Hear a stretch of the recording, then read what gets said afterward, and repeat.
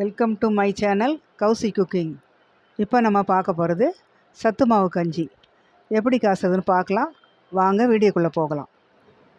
ஸ்டவ்வில் பாத்திரம் வச்சு 2 டம்ளர் தண்ணி விட்டு 2 ஸ்பூனு சத்து மாவு போட்டு கை விடாமல் கலக்கிட்டு இருக்கணும்.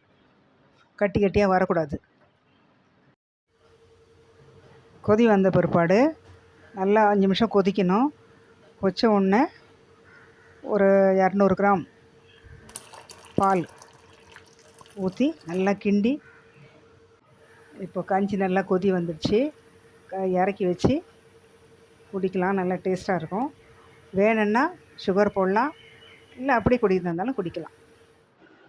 சுவையான சத்து மாவு கஞ்சி ரெடி. நீங்களும் செஞ்சு பாருங்கள். 1 வயசு குழந்தையிலேருந்து பெரியவங்க வரைக்கும் குடிக்கலாம். போன் ஸ்ட்ரென்த்து நல்லது.